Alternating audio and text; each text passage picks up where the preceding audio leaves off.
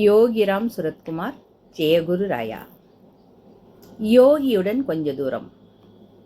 இதன் ஆசிரியர் எஸ். பார்த்தசாரதி ஐயா அவர்கள். யோகியுடன் நாம் பயணித்துக் கொண்டிருக்கிறோம். இந்த பயணத்தில் நாம் இன்று பார்க்க இருக்கும் தலைப்பு, குருவில் குறை காணாதே.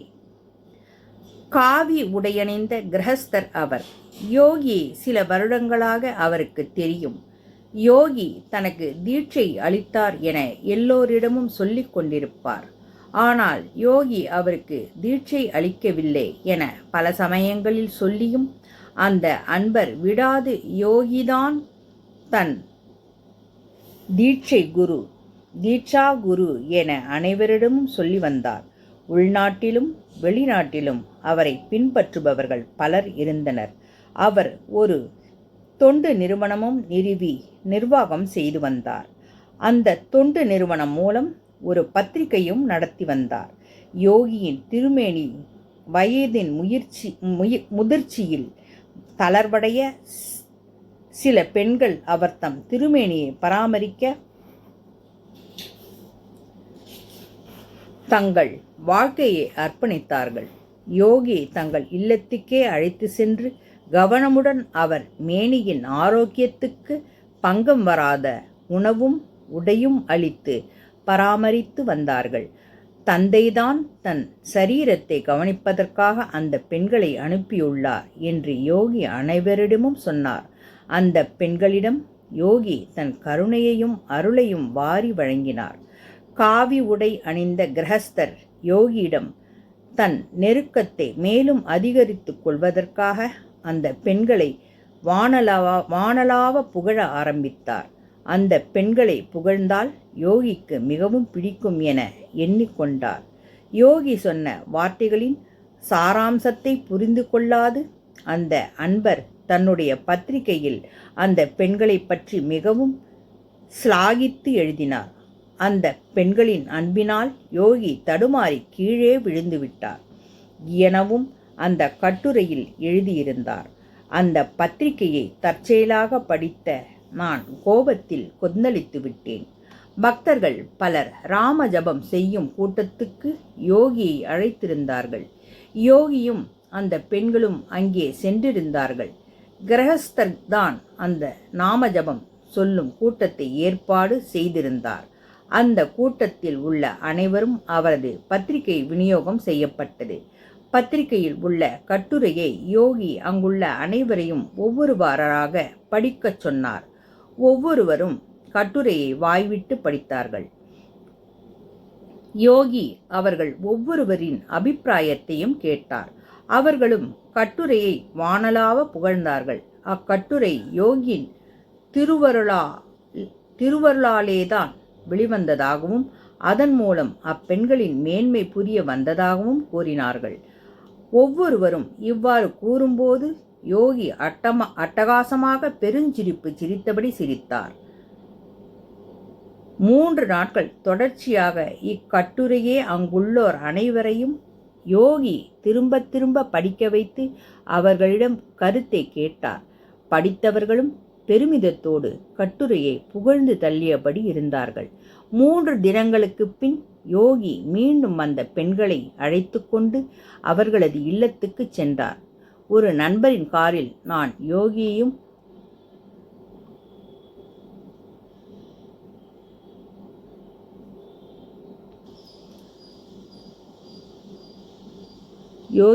அந்த பெண்களையும் வீட்டுக்கு அழைத்துச் சென்றேன். மறுநாள் சுமார் 11 மணி இருக்கும்.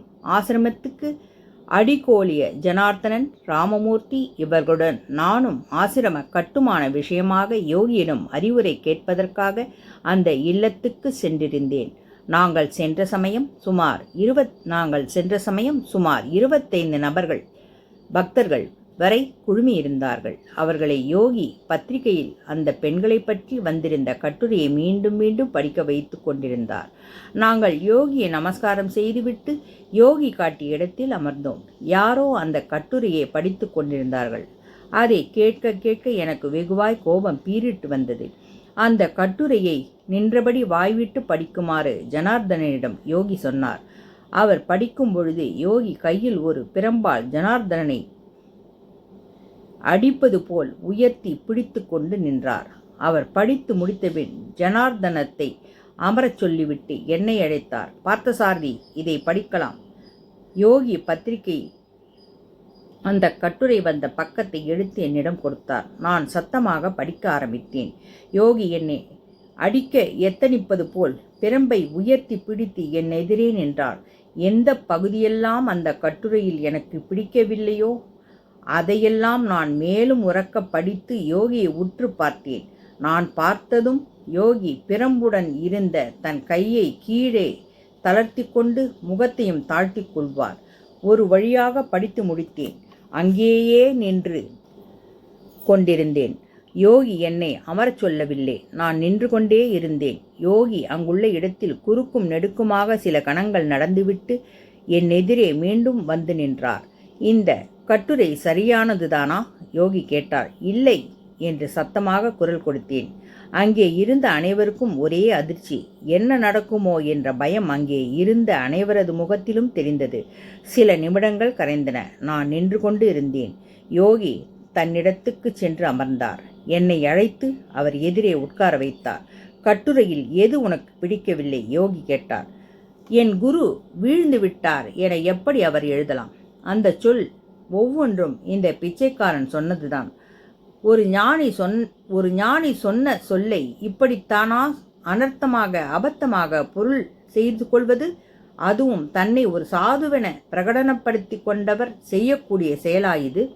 ஆங்காரமாக கேட்டேன். யோகி எழுந்து கொண்டார்.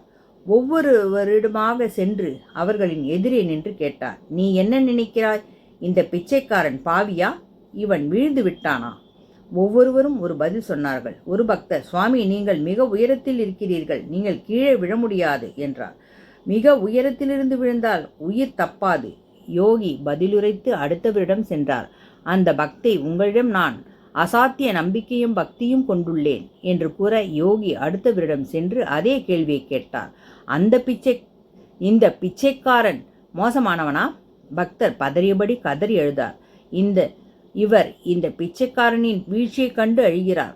யோகி தாட்சண்யமில்லாமல் கூறிவிட்டு என்னை நோக்கி வந்தார். இதே கேள்வி என்னிடம் இந்த குணங்கள் கடந்த அதீத தெய்வம் கேட்டது. இந்த கேள்வி தவறானது சாமி. சற்றும் தயங்காமல் பதிலுரைத்தேன். ஓ, இந்த கேள்வி தவறானதா? பார்த்தசாரதி சொல்கிறான் இந்த கேள்வி தவறானது என்று.